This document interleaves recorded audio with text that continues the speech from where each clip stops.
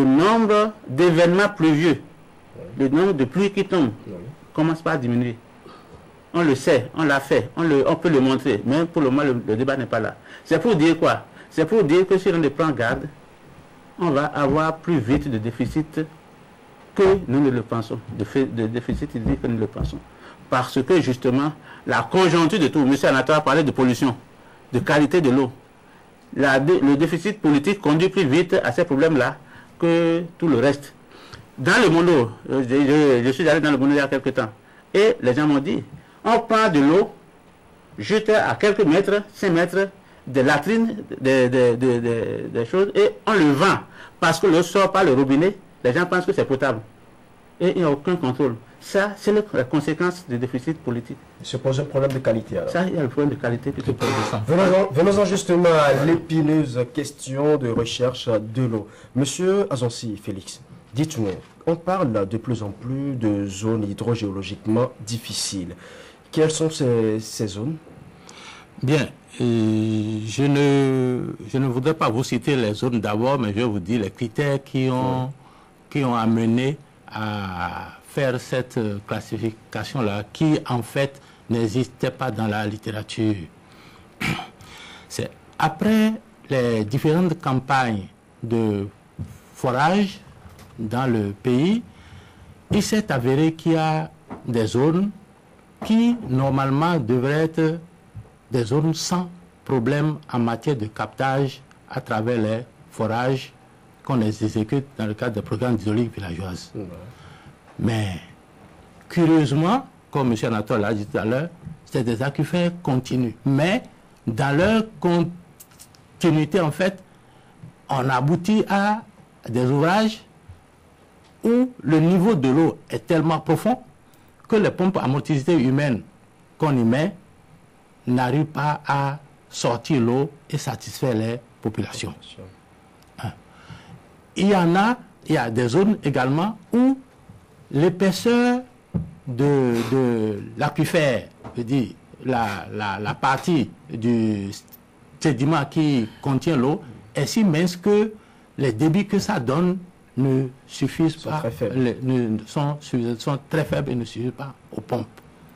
Alors, ça fait quoi? Ça fait qu'on a des zones où le taux d'échec est très élevé. Mais dans le cadre des programmes d'hydraulique villageoise, on n'est pas souvent autorisé au départ à aller à 300 mètres pour mettre juste une pompe à motricité humaine pour une population de 200 à 300 habitants. Alors, c'est sur cette base que cette étude-là a été conduite pour dire ces zones-là, on les caractérise comme des zones hydrogéologiquement difficiles. Et c'est des zones qui sont dans le bassin sédimentaire côtier. C'est pour ça que dans l'étude, on a dit étude de l'alimentation en eau potable des zones hydrogéologiquement difficiles du sud du Bénin. Mais le problème aujourd'hui, c'est quoi? Tout le monde parle de zones hydrogéologiquement difficiles et on galvaude le terme en l'envoyant dans le socle. Comme M. Anatole l'a dit, M. Boussari a le dit tout à l'heure, le socle est par essence une zone hydrogéologiquement difficile parce que l'eau n'est pas partout. L'eau ne se trouve uniquement que dans les fractures, dans les cassures de roches. Ce n'est que la contrôle. C'est pour ça qu'il faut la chercher. Par contre, dans les bassins sédimentaires où c'est des aquifères continus dans des dépôts meubles, on perce partout, on peut avoir l'eau. Il suffit d'aller suffisamment en profondeur. Voilà en gros ce que c'est. Donc c'est dans le sud et il y a les zones, comme il a dit, Pobet et autres étaient considérées comme zones hydrogéologiquement difficiles parce qu'on ne peut pas aller juste à 100 mètres et avoir l'eau. Il faut aller plus à 300 mètres. Voilà en gros comment les critères qui ont conduit à la définition des zones hydrogéologiquement difficiles. Et vous dites également que c'est dans le sud du Bénin, dans une zone où l'eau est censée être accessible en profondeur partout. Voilà. Je reviens à vous, professeur Abel Afouda. Dites-nous, vous êtes professeur à l'université d'Abomey-Calavi. Et est-ce que l'université a une certaine connaissance, une connaissance particulière de ces zones au Bénin? Eh bien, je change donc de casquette, quoi. Alors, non, je pense que au niveau de la faculté des sciences et techniques, comme vous le dites, nous avons pour mission de transmettre des connaissances scientifiques. Il vient de le dire. Il y a à leur niveau, au niveau national déjà, une certaine confusion entre ce qu'il vient de dire et la conception que les gens en ont. Il est important pour nous de faire en sorte que on ait un contour scientifique bien précis avant de dire ça aux étudiants. Parce qu'ils vont continuer à le dire. Si on leur donne des notions fausses aujourd'hui, ils vont transmettre ces notions fausses qui peuvent transmettre mal les notions fausses. Et ça va commencer par détériorer l'information. De plus en plus, comme il a dit, les gens ont commencé par penser que c'est toutes les zones du Bénin, y compris le socle qu'on appelle zone hydrogéologiquement difficile. Dans le socle, c'est difficile, c'est vrai, naturellement, mais les études géophysiques peuvent leur permettre donc de localiser là où il a dit tout à l'heure. C'est dans les roches, les fractures, les cassures qu'ils peuvent trouver de l'eau. Et les études géophysiques peuvent permettre de limiter les échecs de forage.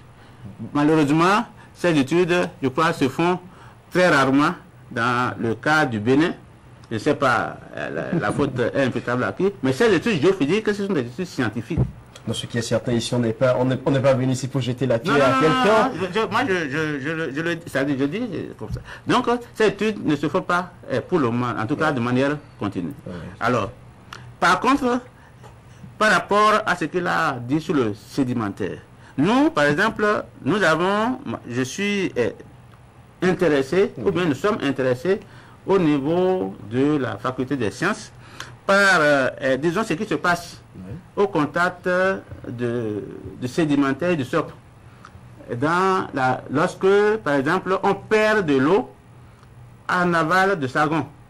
En aval de Sargon, le volume qu'on a mesuré, le débit qu'on a mesuré à Savère et à Lokpara, qu'on met ensemble, on ne les retrouve pas. On devait les retrouver à Sargon, on ne les retrouve pas. On pense que c'est une infiltration dans le contact. C'est des choses qui doivent être étudiées. Et nous, par exemple, si par exemple les gens peuvent nous aider, on peut mettre les étudiants dessus et faire en sorte que nous puissions avoir une meilleure idée. Je vous donne des exemples. L'écoulement, par exemple, on constate que en 1955, on perd en débit 4,1 m3 par seconde. Entre la somme des débits là-bas et ce qu'on observe à Sargon. C'est parti où? En 1957, c'est 32 m3 par seconde que l'on perd. Et en 1963, c'est déjà 62 m3 par seconde que l'on perd. Aujourd'hui, c'est quoi? Ça, ce sont des choses qui intriguent, qui méritent réellement d'être étudiées. Et ça, ce sont des problèmes hydrogéologiquement difficiles. Dites-nous, monsieur Anat, quelle est exactement la mission des bureaux d'études dans le cadre de la recherche des ressources en eau? Merci. Donc, nous avons défini jusque-là les différentes zones. Oui. D'abord, le docteur l'avait dit, j'ai essayé de confirmer, le sédimentaire, le socle, la zone qui constitue la transition entre ces deux, parce que la démarcation n'est pas rigide. C'est ça que virtuellement aujourd'hui, nous considérons comme étant la zone hydrogéologiquement difficile. Parce que lorsque vous prenez la géologie de manière globale du Bénin, et que vous partez donc du nord vers le sud, vous allez voir qu'au nord, le socle est affleurant, alors que en allant vers le sud, elle plonge et donne une certaine pente sur laquelle se chevauche maintenant la couche sédimentaire. C'est ce contraste-là, c'est cette partie-là qui constitue de manière globale la zone que nous appelons hydrogéologiquement difficile. Alors, comment il faut faire? C'est-à-dire que pour les études, pour les recherches de l'eau, les différentes zones, la recherche n'est pas la même dans ces différentes zones. Le principe, c'est quoi? C'est que pour chercher, il faut injecter donc du courant dans le sol. Le principe consiste à injecter du courant dans le sol. Il se crée un champ électrique et dans ce champ, on essaie de mesurer des paramètres pour avoir des données qu'on interprète. Alors, globalement, c'est comme ça la démarche pour pouvoir faire les études. Alors, lorsqu'on dit qu'on va aller chercher de l'eau, je l'ai dit, dans la zone sédimentaire par exemple, lorsque vous voulez chercher de l'eau, aujourd'hui, parce qu'on connaît la zone, ce n'est pas trop indispensable pour qu'on utilise la géophysique pour pouvoir faire la recherche, par exemple, dans la zone sédimentaire. Ah bon. Parce que c'est déjà connu. Et si on l'utilisait, c'est juste pour faire ce que nous appelons des sondages, de manière à apprécier la profondeur du forage dans la zone et à essayer de déterminer les différentes couches, avoir une idée de différentes couches. Une forme de prospection. Voilà. C'est comme ça que se passent donc les études, la recherche donc au niveau de la zone sédimentaire. Je saute maintenant la zone que nous appelons hydrogéologiquement difficile. Et on passe à la zone du socle. Nous l'avons déjà dit, et là, ce que nous recherchons dans les études, c'est les fractures. C'est-à-dire que, comme toute méthode d'ailleurs, la recherche est de manière indirecte. C'est-à-dire que ce n'est pas ce que vous voulez là que vous cherchez. Vous essayez d'apprécier les conditions du gîte, du minéraire, dans ce cas précis, l'eau. C'est pour cela que, par exemple, si vous dites, vous avez besoin, vous avez comme mission de campagne de géophysique, vous dites, par exemple, que vous voulez avoir, comment on appelle le diamant, vous n'allez pas aller chercher directement le diamant, mais vous cherchez les roches, c'est-à-dire les kimberlites, qui constituent la roche mère du diamant. Donc, dans le cas de l'eau, cette roche mère, c'est les fractures que nous essayons de chercher. Et lorsque vous avez ces fractures-là, vous vous dites que, bon, voilà, donc, vous avez, il y a la possibilité donc d'avoir donc de l'eau dans cette zone-là. Maintenant, dans les zones que nous avons appelées hydrogéologiquement difficiles, le procédé est le même. Le docteur avait donné des chiffres. Il y a perte. J'ai dit qu'il y a une certaine pente. Et ce n'est pas rigide. Ça veut dire qu'en dessous, la surface du socle n'est pas la même. L'eau, en s'infiltrant et en allant dans les profondeurs, s'accumule donc dans des cassures qui sont à la surface du socle. Et vers la profondeur, donc, quand cette cassure-là est remplie, elle continue son chemin.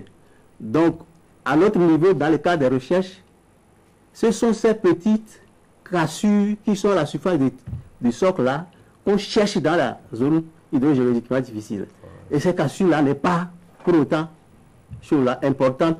Et c'est ce qui fait que les débits, avec l'épaisseur, comme il l'a dit là, sont souvent très très peu importants. Donc la mission, de manière globale, la mission générale donc d'un bureau d'études, c'est que c'est les études de faisabilité qui conduisent donc à l'implantation du nouveau ouvrage. Voilà. Alors, c'est le premier aspect donc du bureau d'études.